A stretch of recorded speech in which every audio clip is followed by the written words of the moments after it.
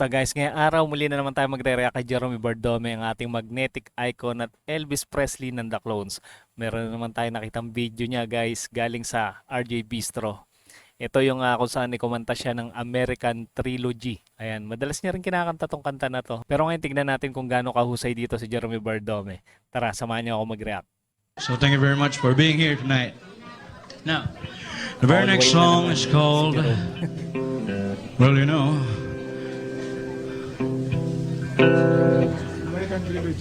the very next song I'm gonna sing is a song by Elvis that I love. I still love today, and he did this in Aloha, Hawaii. That rendition, and it's called American Trilogy.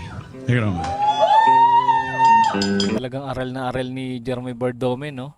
Kung saan kinanta ni Elvis tong kanta na to. Sa Hawaii. Talagang sinasaliksik niya talaga, no? Rini-review niya yung buhay ni Elvis. Hindi lang yung style sa pagkanta. Oh, I wish I was in a land of cotton. Old times they are not forgotten. Look away, look away. Kuha niya yun. Look away, Dixieland. Minsan nga i-compare natin yung original video ni Elvis tsaka itong mga cover song ni Jerome para mapakinggan yung mabuti na talagang malapit yung boses nilang dalawa. Sing it, fellas. Oh, I wish I was in Dixie. Oh,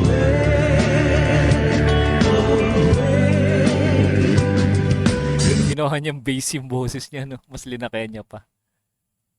Dixieland, I'll take my stand to live and die. Dixie, for Dixieland. Ano ba yung boses ni Jerome? Baritone ba? Ayan, comment nyo nga guys kung baritone ba yung boses ni Jerome Bardome. Kasi medyo medyo malaking boses niya. Pero ang taas naman ang boses niya pag binibirit niya, 'di ba? Ayan, i-comment nyo nga guys sa mga talagang expert dyan pagdating sa vocals, sa pagkanta. I was born early, Lord, one frosty morn. Look away, look away, look away. Tutok na naman yung camera ng mga nanonood kay Jerome. May pang-release na naman. Dixieland.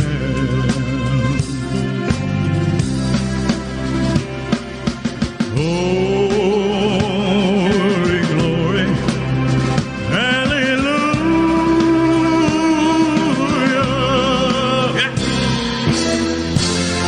Gospel ba to? Tong American Trilogy?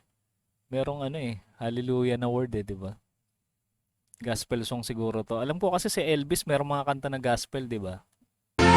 Glory, glory, hallelujah. Ha!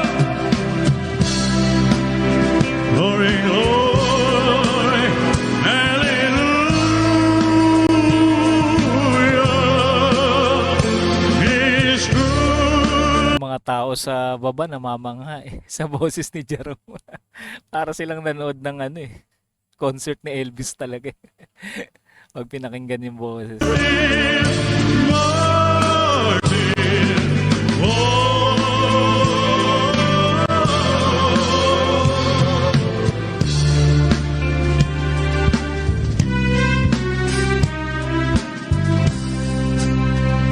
Galing ng pianista. So hush, little baby, don't you cry. Sino kaya yun? Sigurado ako Geromantics yun. Sino kaya sa Geromantics yun? Ang lakas ng sigaw, no? You know your daddy's bound to die.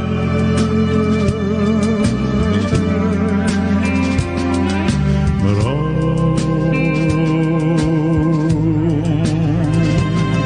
Sumisenya si Jerome doon sa pianista. Marunong din talaga si Jerome pagdating sa ano sa mga senyasan ano. Kasi nagpe-perform sila 'di ba, magkakapatid ng full band kasama yung kanilang tatay. My trials, Lord, will soon be over.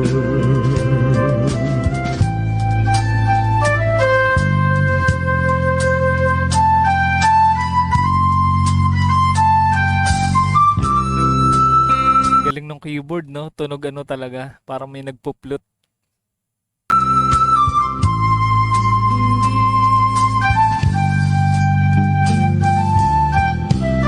'di ba? Yun ang kagandahan dito sa piano sa keyboard eh. Maraming tunog no na pwede kang pag-eksperimentohan.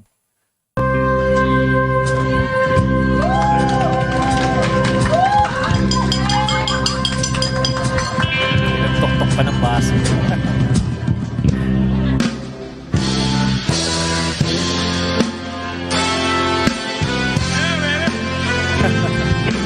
Natutuwa ako Jerome pag gagawa ganun. Hey baby. Elvis talaga eh. Mga ganong salita eh.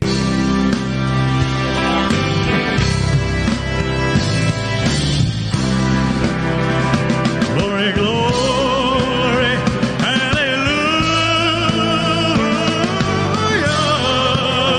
Birit na. hallelujah. May birit na po si Jerome.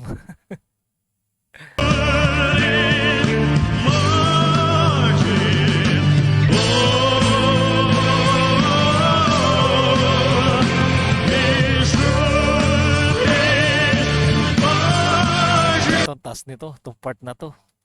Ayan, pakinggan natin kung paano itatawid ni Jerome to.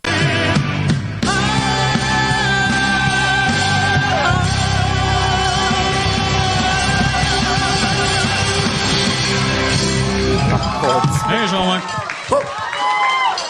Thank you very much. Tapos na ba ako? Talaga si Jerome. Tapos na ba ako, sabi niya. Si Jerome malaking stage, mapalit na stage. Talagang binibigay niya talaga yung 100% niya, no? Nahusay sa pagkanta. O diba guys, talagang napahusay nito ni Jerome Bardome, no? Pagdating sa pagkanta, lalo na pag mga piyesa ni Elvis Presley. Ayan, kung mahilig kayo guys sa mga ganitong klase reaction video, huwag niyong kalimutan na mag-subscribe sa ating munting channel para ma-notify kayo sa mga susunod pa nating content. Lalo dito kay Jerome Bardome, marami pa tayong i-react na kanyang video. Paano, hanggang dito na muna tayo. Kita-kits ulit tayo sa mga susunod pang reaction video.